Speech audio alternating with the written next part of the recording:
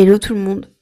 Aujourd'hui, j'avais trop envie de vous faire une vidéo sur les relations parasociales et surtout par rapport, vous savez, aux relations qu'on peut avoir avec les chanteurs, artistes et plus particulièrement les influenceurs. J'ai eu, on va dire, une envie il y a plusieurs semaines. Je pense que c'est par rapport à tout ce qui se passe, on va dire, dans ma vie privée, vous voyez. J'ai eu besoin de faire le tri, j'ai eu besoin dans mon appart, vous voyez. Mais j'ai eu besoin également de faire le tri par rapport au contenu que je regarde sur les réseaux sociaux et plus particulièrement aux personnes que je suis sur les réseaux sociaux. Et je vais aborder plusieurs choses dans cette vidéo. La vidéo, je pense, risque d'être assez longue. Donc n'hésitez pas à brancher vos écouteurs ou à vous poser devant la vidéo si jamais c'est un contenu qui peut vous intéresser. Mais j'ai beaucoup de choses à dire sur les relations parasociales. On y va, c'est parti. Alors, ma prise de conscience a débuté il y a plusieurs mois. Enfin, ma prise de conscience est un grand mot, mais si vous voulez, je dirais il y a environ 6 mois. J'ai commencé à me poser des questions sur les influenceurs que je suis le plus. Je vais vous donner un exemple, ça sera plus facile pour comprendre. Depuis environ déjà 3 ans, je pense même un chouïa plus, je suis un influenceur américain sur 2 plateformes, TikTok et Instagram. C'est un influenceur, modèle, streamer plus particulièrement, bref. C'est un homme, malheureusement, que j'ai pas eu la chance de suivre depuis le tout début, parce que quand je vois certaines vidéos de certains comptes fans, certaines vidéos qui datent d'il y a plusieurs années, j'aurais clairement encore plus kiffé sa vibes. Ce qui me dérange avec les influenceurs, parce que là on parle d'un influenceur qui a plusieurs millions d'abonnés, vous voyez, on parle pas d'un influenceur qui a ne serait-ce que 500K, là on parle d'un influenceur qui a des millions d'abonnés.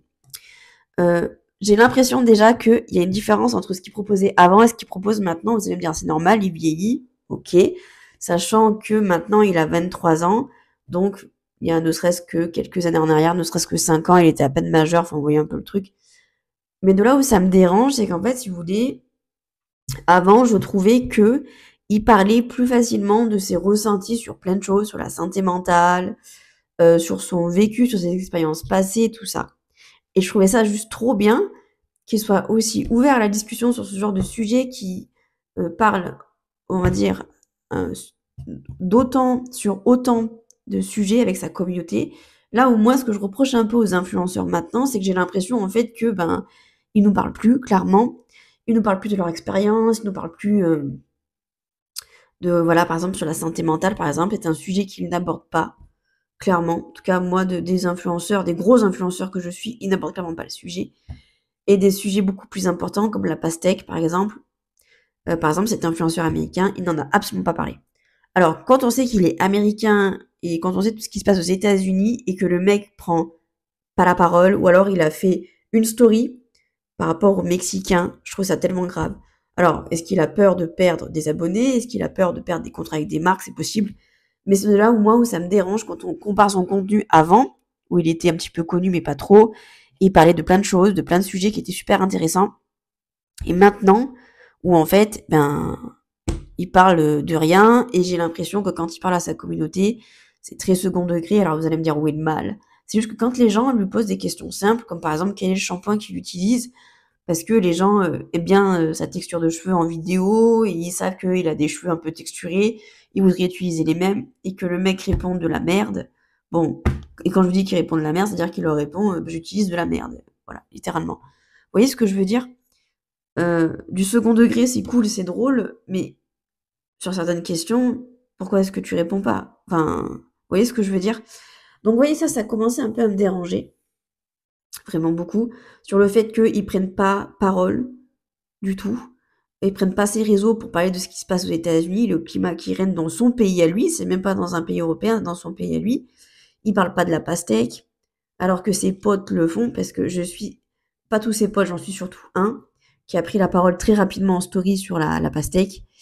C'est d'ailleurs le seul que j'ai pas bloqué ou unfollow, euh, pour l'instant, encore une fois. Bref. Ça pour vous dire que petit à petit, il m'a déçu. Et là où j'ai été, comment dire, méga, méga, méga déçu, c'est il y a quelques jours. Il y a plusieurs semaines, il a commencé à avoir des, comment dire, des bruits de couloir comme quoi il était en couple avec une certaine influenceuse. Bon, OK, pourquoi pas, mais bon, vous savez, les rumeurs, bon, on sait pas trop, même si pour moi, je pense que dans les rumeurs, il y a une part de vrai, une part de faux. Voilà. Et puis un soir, il a posté une story de lui en soirée avec sa meuf, du coup. Clairement, c'était sa meuf, hein, ça se voyait. Et voilà. Pas d'explication, OK, juste une photo, enfin même plusieurs photos en story, voilà. Donc les gens se sont affolés comme pas possible. On parle encore une fois d'un influenceur qui a plusieurs millions d'abonnés. C'est un homme qui est connu pour faire ce qu'on appelle des first strap. Donc en gros, un mec qui se montre torse-poil toute la journée. Et là, vous voyez, donc moi là, ça a commencé. C'est pas que ça a commencé à me tendre, mais c'est le après qui m'a vraiment tendu. C'est-à-dire que le mec n'assume plus le fait qu'il poste des vidéos de lui à moitié à poil. Il dit qu'il regrette ces vidéos-là, mais il continue d'en faire. La logique, aucun, mais parce que il sait très bien que la plupart de ses followers sont des femmes, donc il faut appâter, vous voyez. Et autre chose que j'ai tiqué, c'est qu'il mentait. Alors, c'est des petits mensonges, c'est ce que j'appelle des petits mensonges, mais imaginez quand on ment sur des trucs comme ça, ce que ça peut faire sur d'autres trucs. Mais pour vous expliquer un peu le truc, c'est que c'est un homme qui a arrêté de fumer, ok? Et forcément, il a posté des photos, ces fameuses photos où on le voit avec sa meuf, où clairement il est en train de fumer. Donc les gens lui ont dit: «Ah mais t'as repris la clope». Et le mec répond qu'en fait, il fume pas, il fume que quand il est ivre. OK, pourquoi pas. Là, le mec était en soirée, il avait un peu bu. Bon, déjà, moi, le rapport avec l'alcool, ça me dérange. Mais OK, c'est son corps, c'est pas le mien, il fait ce qu'il veut. Enfin, ce qu'il veut dans la mesure du possible, vous voyez. OK. Sauf que, quelques jours après cette story, où il publie des photos de lui avec sa meuf et ses potes, il publie une photo de lui où il est assis et clairement, il est en train de fumer. Mais là, vous voyez, il n'est pas dans un contexte festif, il est même pas chez lui, il est chez ses parents. T'étais bourré, mec. Il venait tout juste d'arriver chez ses parents et il était la clope au bec. Mensonge. Il a clairement repris la clope. Pourquoi tu le dis pas franc de collier, en fait? Que t'as repris la clope. T'as le droit. T'as le droit. Mais sois honnête, en fait. Voilà. Donc, moi, j'ai vu ce mensonge, ça a commencé vraiment à me tendre. Et du coup, ce qui a terminé de me tendre, et là, je me suis dit, OK, c'est bon, je vais le bloquer, je vais me désabonner des comptes fans que je suis, parce qu'il republie des trucs, parce que comme on n'est pas sur le même fuseau horaire, je tombe jamais sur ses streams, donc je suivais des comptes fans pour voir un petit peu qu'est-ce qu'il partageait sur ses streams. Bref. Il a assumé, du coup, quelques jours après tout ça, il a assumé, du coup, qu'il était en couple avec cette fameuse influenceuse. Une influenceuse, les gars, qui n'est clairement pas sur la même échelle que lui, parce que elle, certes, elle est mannequin, elle est actrice apparemment aussi, je crois, mais elle n'est pas connue. C'est-à-dire que avant qu'il la jette comme ça en pâture devant tout le monde, elle avait même pas 10 K, les gars. Vous vous rendez compte? 10 K? Même pas. Elle était à 9 000, je crois. Imaginez, c'est rien du tout. De nos jours, 10 K, c'est rien. Elle avait même pas 10 K. Bon là, elle les a dépassés forcément parce que elle s'est affichée avec lui, donc forcément, quand on est avec un mec qui a plusieurs millions d'abonnés, vous voyez un peu le topo. Mon problème là-dedans, c'est qu'encore une fois, il a jeté sa meuf en pâture. Alors, il a dit sur un stream que oui, il aime sa meuf, tout ça, ok, on est super content pour toi, mec. Qu'en gros, il veut vivre comme... Alors ça m'a fait rire, pardon. Mais il a dit qu'il voulait vivre sa vie normalement et que du coup, pour vivre sa vie normalement, il expose sa meuf. C'est de là où moi, ça m'a fait rire, parce que je me suis dit, en fait, il a pas appris de ses erreurs. Parce que, bon, c'est un homme de base qui était connu pour être un peu un homme à femme, mais ça, j'ai envie de vous dire, au bout d'un moment, ça se calme, vous voyez. Le mec a quand même 23 piges, bon, voilà. Mais c'est pas que ça le truc, c'est-à-dire que sa précédente relation qui a été super médiatisée, et encore, il ne l'avait pas affichée, ça s'est terminé en eau de boudin, l'affaire. C'est-à-dire qu'apparemment, ils se voyaient un peu comme ça, vous voyez. Et elle a fait un truc de zinzin, elle a fait un truc Reddit où elle disait en gros qu'elle avait un cancer alors que c'était pas vrai. Je pense qu'en fait, ils cherchaient pas tous les deux la même chose dans la relation et que la meuf a littéralement un pet au casque. Après, encore une fois, elle était pas dans la relation, on sait pas ce qui s'est passé. Mais en tout cas, sa précédente relation, entre guillemets, connue, c'est avec cette meuf où il y a eu un méga gros drama parce que les gens se sont dit comment ça se fait que la meuf réagit, soit aussi folle en fait. Qu'est-ce que lui a fait pour que la meuf vire aussi folle? Ok. Et là, le mec, alors je ne sais pas depuis combien de temps il est avec cette fille, avec sa nouvelle copine, mais le mec décide d'assumer entièrement sa relation en disant qu'il est avec elle, et qu'il va même faire des streams avec elle parce qu'elle aussi stream.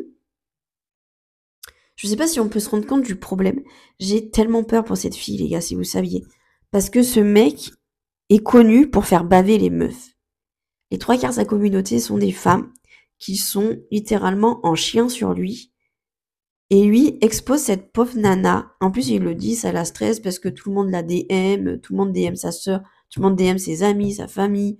Euh, il a dit qu'il tolérait aucune hate envers elle. Alors c'est génial qu'il ait pris la parole en disant que il veut pas que la haine soit sur elle. Mais mec, cache ta relation par pitié. Pour vivre heureux, vivons cachés. Surtout quand on a des millions d'abonnés, genre. Imaginez, le mec a pratiquement 5 millions d'abonnés sur Instagram. Sur TikTok, il en a encore plus. Je sais pas si on se rend compte du délire. Je sais pas. Je crois que même lui se rend pas compte de la dinguerie qu'il a fait en fait. C'est trop grave. Enfin, je sais pas ce que vous en pensez. En fait, moi, ça a fini en fait de me convaincre en fait de le supprimer parce que je suppose que ça a été quelque chose sur lesquels ils ont discuté en amont, mais si tu veux vraiment protéger ta go, la balance pas comme ça devant tes millions d'abonnés en fait. Parce que ben voilà quoi, les conséquences c'est qu'elle elle est méga stressée parce que ben elle reçoit de la haine, elle reçoit du harcèlement, tout le monde la DM, ben ouais mec, t'es pas t'es pas un mec lambda, t'es pas un mécanicien, t'es pas un mec qui travaille à grands frais, t'es un influenceur avec plusieurs millions d'abonnés genre. Moi ça me rappelle le cas Michou pour vous voyez, pour faire un transfert français. Il a médiatisé sa relation après avoir fait Danse avec les stars avec elle. Mais la haine qu'elle s'est prise, cette pauvre femme, la haine. Pendant 3 ans, elle s'est pris haine sur haine. Et même après, une fois qu'ils ont rompu, elle s'est mangée encore une vague de haine, comme quoi, soi-disant, elle avait trompé Michou, alors qu'apparemment, c'est l'inverse d'ailleurs, soit dit au passage. Je sais pas si vous vous rendez compte, mais cette pauvre femme, elle doit être marquée au fer rouge comme jamais. Tout ça parce qu'en plus de ça, je crois qu'en fait, Michou, c'est encore pire que l'influenceur américain, parce que lui, euh, a très peu pris la parole pour défendre sa meuf. Il a un peu pris la parole en disant ah, arrêtez de l'embêter, arrêtez de l'harceler, mais pas autant qu'il aurait dû faire, vous voyez. Je trouve ça trop grave. Les influenceurs, vous comprenez pas. Et vous voyez, Michou, il a dit il y a pas longtemps dans une interview que si c'était à refaire, à partir de maintenant, en fait, il ne rendrait plus public ses relations parce que ben Elsa, elle a trop souffert. Voilà comment il faut fonctionner, les gars. Euh, Moi, à ma toute petite échelle, je n'ai jamais, jamais, jamais montré le père de mes enfants. Pourtant, j'ai été quand même en couple avec lui pendant 6 ans. Et c'était le père de mes enfants. Donc, on aurait pu se dire que j'aurais pu le montrer. Mais même ça, les gars, je l'ai jamais fait. J'ai jamais montré mes enfants sur les réseaux. Cachez votre vie privée. Les influenceurs qui... parce que d'un côté, c'est un peu ça. Vous capitalisez sur votre couple, sur vos enfants. C'est trop grave parce que si demain, vous n'êtes plus avec cette personne, est-ce que vous vous rendez compte, surtout que, comme je vous dis, cet influenceur-là américain, il a déjà eu le cas avec une ex, et même à l'époque où il était bien copain, bien ami avec une meuf, tout le monde faisait des édits sur eux, alors qu'apparemment ils n'étaient pas en couple. Mais vous vous rendez compte du délire? Demain, vous n'êtes plus avec cette personne. Tout le monde va faire un comparatif. Si un jour vous vous remettez en couple avec quelqu'un d'autre et que vous l'affichez, tout le monde va faire un comparatif entre votre nana actuelle et votre ex. Ne montrez pas vos relations. C'est la base. Je sais pas ce que vous en pensez. Ça limite cette espèce de relation un peu toxique, la fameuse relation parasociale, n'est-ce pas? Ça permet à garder un espèce de fantasme intact qui est très malsain, on est d'accord? Mais ça évite toute une flopée de haine, les gars, je vous jure. Et je pense que ça vous permettra d'être heureux. Parce que là, certes, le mec est méga hype, il est méga heureux d'être avec sa meuf. Mais qui te dit que dans 6 mois, ça va être la même? Moi-même, moi-même, les gars. Je vais reprendre l'exemple de ma situation, mais On m'aurait dit quand j'ai rencontré mon ex-mari que ça allait se terminer comme ça s'est terminé, j'y aurais jamais cru. Moralité de l'histoire, pour vivre heureux, il faut vivre caché, les gars. Donc voilà pour ça, pour cette parenthèse, première parenthèse. Deuxième parenthèse, comme je vous ai dit, du coup, en ce moment, je fais pas mal de tri, et chez moi, et dans mes, dans mes abonnements Instagram et TikTok. Et je me suis rendu compte que j'étais encore sur Instagram, parce que sur YouTube, j'étais désabonnée. Mais sur Instagram, j'étais encore abonnée à Squeezie. D'ailleurs, je me suis du coup désabonnée. Parce qu'encore une fois, j'estime qu'il prend pas assez la parole. La dernière fois qu'il a vraiment pris la parole, c'était pour faire barrage à l'extrême droite. J'ai trouvé sa prise de parole très bien. Mais j'ai été déçue pour une chose, c'est qu'il a pris trop tardivement la parole. Et voilà, encore une fois, pour un influenceur de son calibre, j'estimais qu'il aurait dû faire les choses mieux. Et pour reparler de cette histoire de relation un peu bizarre avec cette espèce de relation parasociale, là où je regrette un peu la chose, c'est que par exemple, alors peut-être qu'il parle beaucoup à ses abonnés sur Twitch parce qu'il stream beaucoup, mais moi encore une fois, je vais pas le... Enfin, je veux dire, passer 4 heures de mon temps sur Twitch, je peux pas, vous voyez, puis non, ça m'intéresse pas en plus de ça. Mais par exemple, sur Instagram, il communique pas.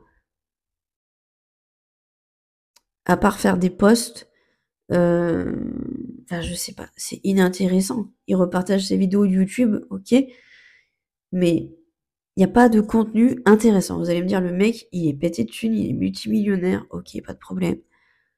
Mais rien, quoi. En fait, moi, c'est ça qui me débecte un peu avec les influenceurs.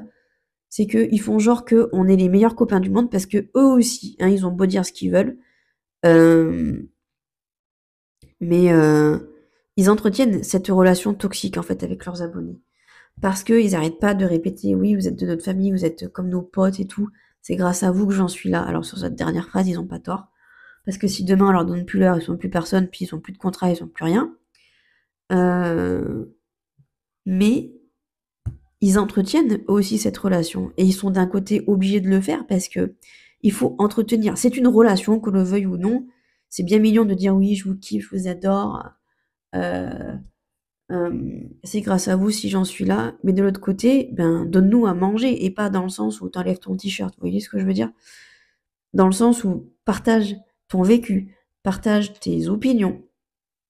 Surtout quand on est multimillionnaire, les gars, il n'y a plus rien qui vous arrête. Enfin, à un moment donné, voilà. Mais sois vrai, en fait. Vrai avec nous, en fait. Et c'est ça que je reproche un peu aux influenceurs, c'est que je les trouve très faux. Vous pouvez pas dire je suis proche du peuple pour après nous sortir une vidéo qui fait pratiquement 1 million de budget. 1 million d'euros de budget. Vous voyez ce que je veux dire? Par exemple, vous voyez Squeezie, je vais essayer de la regarder ce week-end. Mais à l'époque, quand je le suis vraiment assidûment, il y a 2 types de vidéos que j'adorais regarder sur son compte. C'était les frais d'horreur et quand il faisait des gameplays. À l'époque, avec mon ex-parent, on adorait se caler sur le canapé, prendre de la malbouffe et regarder ça pendant des heures. On adorait ça, les gars, genre no joke. C'était vraiment notre moment à nous, vous voyez. Et il a arrêté de faire ce contenu et ça m'a tellement déçue. Donc j'ai commencé en fait à me désintéresser de ces vidéos parce que moi, les vidéos du style qui est l'imposteur, ça m'intéresse pas. Là, la dernière vidéo que j'aimerais bien regarder de lui, c'est la vidéo du train qui me rend curieuse. Je dis pas que je vais la regarder en entier parce que si bien ça va me saouler, mais ça me rend curieuse de voir qu'est-ce qu'il a réussi à faire. Donc c'est probablement une vidéo que je vais essayer de regarder ce week-end. Je vais essayer, je vous promets pas. Ils nous vendent également un peu une vie de rêve. Alors ça dépend quel influenceur vous suivez, mais il y en a beaucoup qui aiment bien exposer le fait qu'ils sont blindés.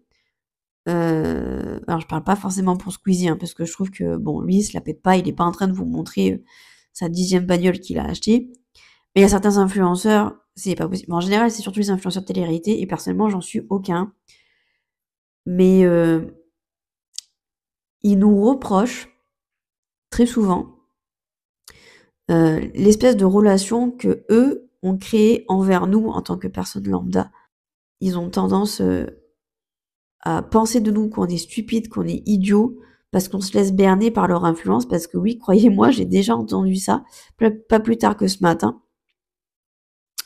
Et c'est là où vous vous rendez compte qu'ils sont complètement déconnectés de la réalité, et en même temps, comment leur en vouloir? Quand vous pesez plusieurs millions, voire déjà plusieurs centaines de milliers, vous n'êtes pas avec nous en fait. Ils ne sont plus avec nous en fait.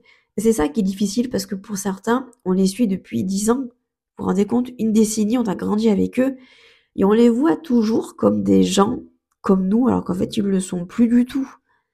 Et eux, ils entretiennent un peu ce truc-là.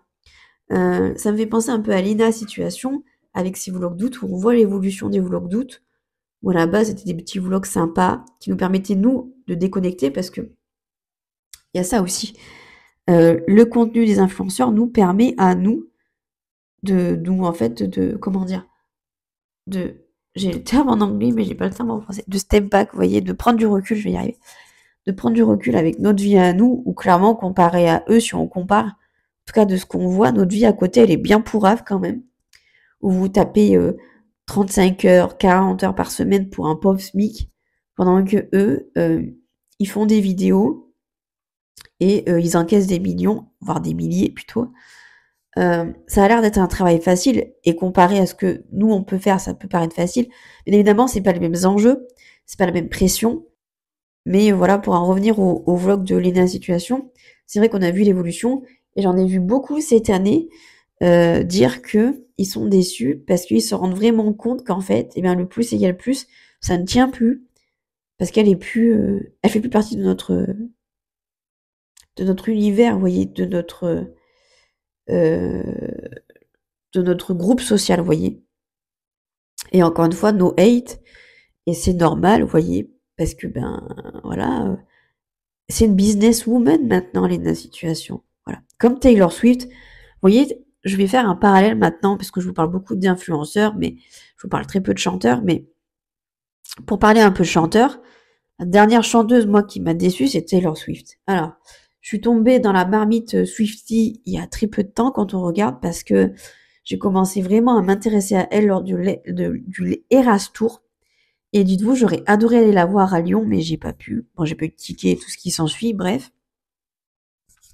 Mais du coup, j'ai tellement adoré le Eras Tour, j'ai trouvé ça tellement phénoménal qu'elle passe 3 heures de sa life tous les soirs pratiquement sur scène, à danser, à chanter. Je trouvais ça juste dingue qu'un humain puisse faire ça. Bref, que du coup, j'ai acheté ces 2 derniers albums. Donc, il y avait Midnight et il y avait Titi Pidi. Et en fait, je les mettais dans ma voiture. Et en fait, si vous voulez, après, il y a eu toute l'histoire. En fait, si vous voulez, le premier truc qui m'a refroidi, c'est quand elle a annulé ses concerts, il me semble que c'était à Vienne, en Autriche, et qu'elle a pas parlé. Genre, elle a annulé les concerts, les fans étaient en pleurs. Normal, imaginez, ça faisait tellement d'années qu'elle avait pas fait une tournée. Elle annule, et elle ne prend pas la parole sur l'annulation. Genre, elle annule, les gens rentrent chez eux, pleurent, il n'y a pas de communiqué, rien du tout. Et les fans de Vienne se sont sentis tellement lésés, et je les comprends tellement, genre, c'est tellement abusé. Elle a pris la parole, je crois, quelques jours après, mais genre plusieurs jours après, genre, où elle expliquait qu'elle pouvait pas prendre la parole avant, enfin bon, bref. Donc déjà là, moi, ça a commencé un peu à me faire, je suis déçue. Et après, c'est quand j'ai vu qu'elle ne prenait pas la parole sur la pastèque, alors que certains de ses danseurs le faisaient. Pour moi, elle a aucune excuse. Littéralement, elle a aucune excuse. Donc là, ça m'a bien déçue. Et lorsqu'il a terminé mon era Taylor Swift, il a été très court. C'est quand j'ai vu que elle a commencé à fréquenter du coup Travis Kelce, et d'ailleurs maintenant ils sont fiancés, et que j'ai commencé à voir un petit peu toutes les casseroles que lui avait au derrière. Et moi je pars du principe que si vous êtes avec quelqu'un qui est extrême, surtout d'extrême droite, vous l'êtes aussi. Vous pouvez pas être voté à gauche et être avec un mec d'extrême droite. Enfin, pour moi ça n'a pas de sens. On parle quand même d'une meuf qui est multimilliardaire. Genre, vous voyez, donc bon, voilà. Et quand j'ai vu qu'en plus de ça, elle prenait des poses pro-MAGA, donc MAGA ou MEGA, je sais plus, qui sont le côté de Trump, vous avez compris un peu le délire. Et là, j'ai dit, c'est bon, je suis dégoûtée à vitam aeternam. Donc en fait, j'ai toujours laissé dans ma voiture, mais je ne les écoute plus. Voilà. Je boycotte à ma manière finalement, parce que Taylor Swift, de base, avant le Eras Tour, j'écoutais de temps en temps certaines de ses chansons, surtout les plus anciennes, mais j'écoutais pas tellement les nouvelles. Et là, ça m'a terminé, vous voyez. Et je crois, la relation parasociale que j'ai eue pendant le plus longtemps, ça a été avec le groupe Tokyo Hotel. Alors ça, les gars, mon Dieu. Tokyo Hotel. Alors eux, je suis allée de déception en déception. Tokyo Hotel, pour vous dire, c'était un groupe que j'ai suivi, je crois que j'ai commencé à m'intéresser à eux, j'avais genre 12 ans, genre. Et j'ai arrêté réellement de les suivre il y a peut-être 2 ans, vous voyez. Donc je les ai suivis pendant longtemps. Mais alors, ils m'ont déçu. Ah, waouh. Ah, la claque que je me suis pris avec eux, c'est une dinguerie. Donc, pour vous expliquer un peu, bon, c'est un groupe que je suivais, que j'adorais. Je suis jamais allée les voir en concert. Et je les suivais de loin. Il y avait des fan clubs français. Enfin, il y avait toujours des blogs et tout. Et moi, à l'époque, j'étais tellement mordue d'eux que tous les soirs, j'avais la routine où j'allais sur les blogs français pour voir s'il n'y avait pas des nouvelles interviews. Enfin, j'avais des posters, j'avais des livres, j'avais plein de trucs d'eux. Bon, bref. Et là où ça a commencé à se casser la gueule, c'est quand en fait, ils ont mis un peu un stop à leur carrière pendant 5 ans.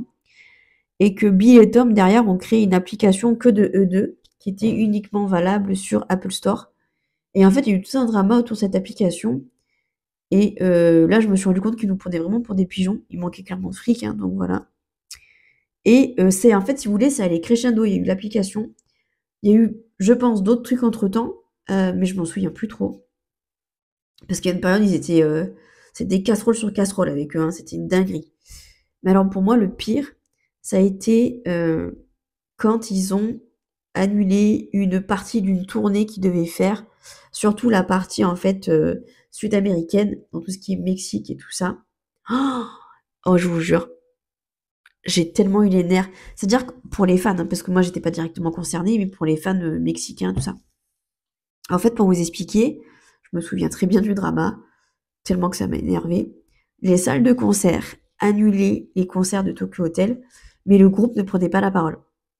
Genre, Bill continuait de poster normal, Tom il a pratiquement jamais posté, Gustave postait normal, Georg postait normal, mais il prenait pas la parole sur le fait que les salles annulaient les concerts. Les fans, ils étaient paniqués, ils comprenaient pas, parce que le concert était encore visible sur les sites, mais les salles de concert annulaient les concerts. Et il y avait zéro réponse de la part du groupe. Il y a des gens qui ont réussi à acheter des places de concert. Le groupe ne prenait toujours pas la parole. Il s'est passé plusieurs semaines avant que le groupe annonce que la tournée sud-américaine ne se fera pas. Et dites-vous, à chaque fois, dites-vous, c'est la partie sud-américaine qui prend tarif pour tout le monde. Et même à une période, les gars, ils avaient annulé la partie américaine parce qu'ils avaient clairement pas vendu assez de billets. Ils avaient trouvé une autre excuse. Je crois que c'était une excuse d'un passeport qu'ils n'arrivaient pas à faire. Enfin bon, des conneries, quoi. En gros, ils n'avaient pas vendu assez. Les gens étaient en pétard. Parce qu'il y en a plein, il y a plein de fans européens qui avaient payé leur billet d'avion pour aller le voir aux États-Unis. La dinguerie. Et genre, le groupe ne s'est jamais excusé. Genre, comment est-ce qu'ils ont pu se relever d'un tel drama? Je ne sais pas. Mais alors, moi, ça m'a terminé de me dégoûter du groupe. Donc, j'ai commencé à me désabonner d'eux, en fait. Petit à petit, j'ai commencé à me désabonner de Bill. Et là, vous voyez, je me suis désabonnée de Georg et de Gustave. Ou alors Gustave, je l'ai encore, je sais plus. Mais je vais pas tarder. Si je l'ai encore, en tout cas, je vais me désabonner. C'est sûr. Parce que leur musique me correspond plus. J'ai adoré le concert qu'ils ont fait là pour... je crois que c'était les 20 ans de George Dan Monsoon parce qu'ils ont rejoué des anciennes chansons. Mais en fait, en concert, vous voyez que quand les gens, par exemple, chantent la version allemande de Rettemisch, ça les énerve, genre. Alors que par exemple, ils savent très bien que les Français veulent de l'allemand et pas de l'anglais. En fait, ils sont pas à l'écoute de leurs fans et moi, en fait, ça m'a terminé de me dégoûter, en fait. Donc voilà, le pourquoi du comment. J'ai carrément arrêté de les suivre. En fait, si vous voulez, moi, j'ai besoin pour me désabonner, voire carrément bloquer. Bon, encore une fois, Tokyo Hotel, j'ai pas bloqué. Je me suis désabonnée parce que ça me dérange, entre guillemets, pas si jamais ils atterrissent dans mon feed. J'arrive à scroller, vous voyez. Mais quand je sens que ça va m'énerver, je vais bloquer. Voilà. Comme ça, moi, je suis sûre que je verrai pas et ça va pas m'énerver, vous voyez. Ça va me faire redescendre. Mais c'est vrai que pour ce coup-là, Tokyo Hotel, ils auraient mérité d'être bloqués. Parce que vraiment, pas possible, quoi. Et quand je vois qu'ils ont encore une fanbase alors qu'ils la méritent pas du tout. Parce que oui, ils la méritent pas. Sans parler, par exemple, alors Gustave, c'est pas trop son cas, Georg non plus. Mais j'estime que, par exemple, le chanteur a des relations amoureuses qui sont dites problématiques avec une très grosse différence d'âge. Pour moi, c'est problématique. Et Tom Collins, vous n'êtes pas sans savoir qu'il est marié avec la mannequin Heidi Klum. Différence d'âge, problématique. Donc ça a terminé de me ouais, vous voyez, de me dire, j'ai fait le bon choix de me désabonner et je trouve que voilà, il présente plus rien d'intéressant, vous voyez? Et la dernière personne dont lesquelles je me suis désabonnée, c'est du coup ce fameux influenceur américain. Enfin lui je me suis pas contentée de me désabonner, je l'ai carrément bloqué pour plus voir son contenu. Parce que j'ai besoin de me désénerver, parce que je pense qu'en fait, si vous voulez, c'est un ras-le-bol, de plusieurs choses. Si je suis ces personnes-là, c'est pour le divertissement qu'ils m'accordent et lui, il ne m'accordait, entre guillemets, plus aucun divertissement. Je trouvais que son contenu était fade. Je trouve que voilà, il parle plus trop à sa communauté. En tout cas, pas des sujets qui, moi, m'intéressent. Parce que j'estime que, voilà, encore une fois, il prend pas part. Et attendez, ça aussi, j'en ai pas parlé, mais attendez. Il a également, je trouve, des relations problématiques avec un autre influenceur. Alors, c'est peut-être pour ça que ces derniers temps, il s'affiche plus trop avec lui. Mais on sait qu'ils sont toujours best friends parce que il est allé à son anniversaire, par exemple. Euh, il faut savoir, alors peut-être que vous connaissez cet influenceur, c'est un autre influenceur américain qui s'appelle Jack. Il a été dans une méga sauce, mais quand je vous dis méga sauce, c'est tellement grave. Il y a quelques mois en arrière, parce que apparemment, il se serait pointé à une fête d'Halloween plus particulièrement, apparemment, déguisé en Jeffrey Dahmer.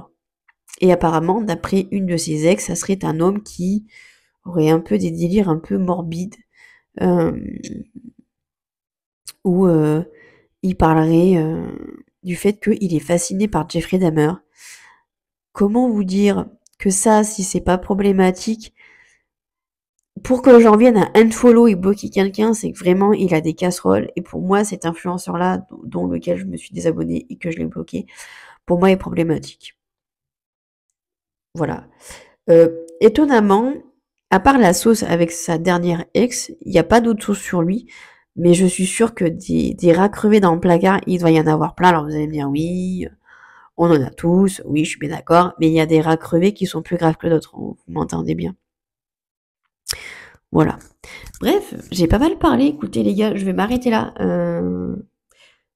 Voilà. Si jamais j'ai d'autres choses que j'ai envie de rajouter par rapport à ça, je vous en ferai une deuxième vidéo. Mais là, honnêtement, je pense que j'ai à peu près dit tout ce que je voulais dire. Préservez-vous, les gars, de ces influenceurs avec lesquels vous avez, malgré vous, parce que clairement, c'est pas volontaire, mais malgré vous, vous avez une relation avec, qui sont bien contents d'entretenir quand ça les arrange. À partir du moment où ça commence à les gêner, ils vous traitent de fous. Certains sont fous malades, ça, je suis bien d'accord. Mais mollo. Vraiment mollo. Voilà. Je vous fais des bisous, les gars, et je vous dis à très vite. Bisous.